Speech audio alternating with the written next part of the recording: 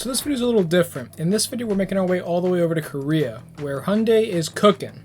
Now, I'm not one to really be fond of electric car concepts, but when it comes to this particular design and what it means for the company as a whole, I have to say it's quite tasteful. We all know that every road in the US has SUVs and sedans, boring cars with almost no color, no taste. Everything's just bland nowadays.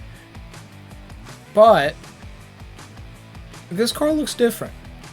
And like every boomer says, they don't make them like they used to. You guys know back in the day where companies were known for their different designs and art styles and angles and body lines and the amount of taillights and headlights and the shapes, the winged look.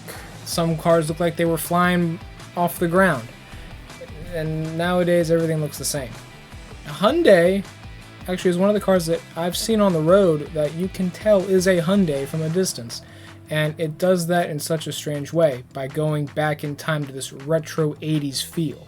I mean, I even hear that they're trying to make this really 80s looking car look modern. Or they're making a modern 80s looking car that's electric. Now, we've seen Hyundai do things like this with the Ioniq.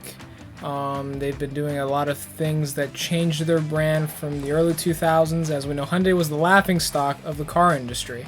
And with the new models like the Veloster and the Ioniq I previously mentioned, and now this Envision 74 concept that they're doing, it seems like they're moving in the right direction, especially with this concept.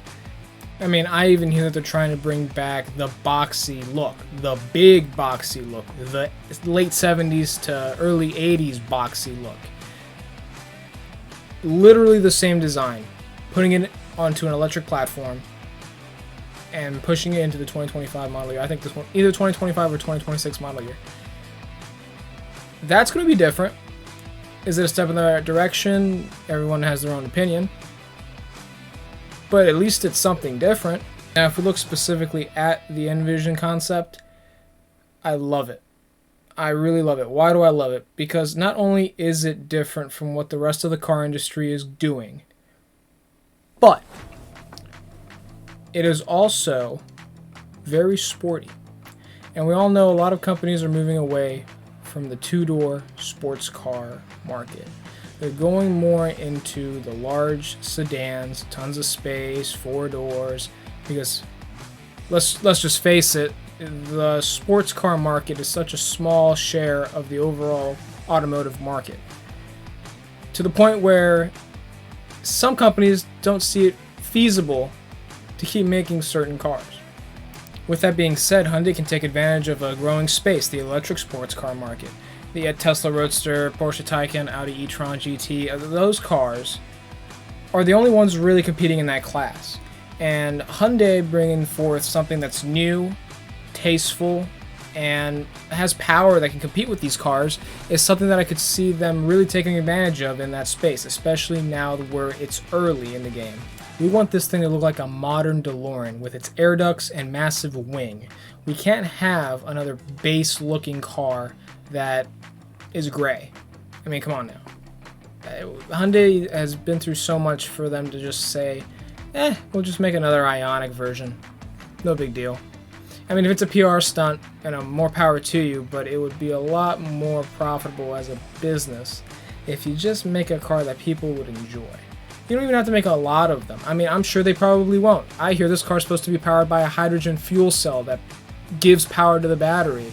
Now, it's very important that Hyundai doesn't fumble this, because we all know how concepts work, especially with the Supra. Everybody was so perplexed because it didn't look anything like the concept. It was shrunk, and the only thing that really you could see from the concept was the taillights and the headlights.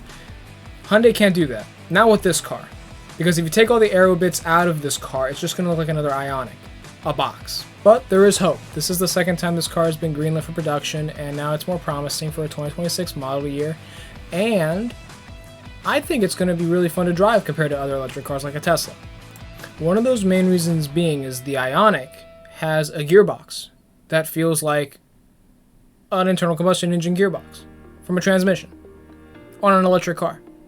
So that sounds like fun, even though it might be fake, like the exhaust on a Charger EV. But, you get what you get. Yeah, beggars can't be choosers, especially now in this market where everything is transforming before our own eyes. How much do you guys think it'll go for? I mean, we all know the car market's insane right now, especially for new cars, but it is a Hyundai at the end of the day, so I don't really know. Let me know in the comments what you think the price is going to be. This car is revolutionary for Hyundai too. It's a rear-wheel drive car, and it's got all this weird performance goodies that is nothing I've ever seen from Hyundai before. Nothing that I've ever seen, at least. Nevertheless, I can't complain to Hyundai for doing something for the people. My people. The car people. The car community as a whole. This car is awesome, and it's putting Korea on the map to be a big contender for the automotive space. It's not just Japan anymore. We have Hyundai now. We have Kia, to an extent, and whatever other Korean brands I can't think of in my head. Now, the reason why it's called the Envision 74 is because of a callback from 74 to a car that looks just like it called the Pony Coupe. I'm hoping that if they do go along with this, that it doesn't evolve into a Cybertruck looking thing with Cybertruck looking quality. So, we'll see. But it's very neat that it's rear-wheel drive. I mean, everything else in Hyundai's fleet is front-wheel drive. The Veloster, for example. Hyundai needs to build this car. It needs to be built exactly as shown, if they're even going to get any sales from this, in my opinion. And if they don't do it correctly, it could be a massive flop, and it could reverse all the growth that they've been trying to make with this car. So there might not be a lot of them, but at least we're getting something different. Let me know what you guys think in the comments. I hope you all enjoyed this video. If there's anything I missed, let me know.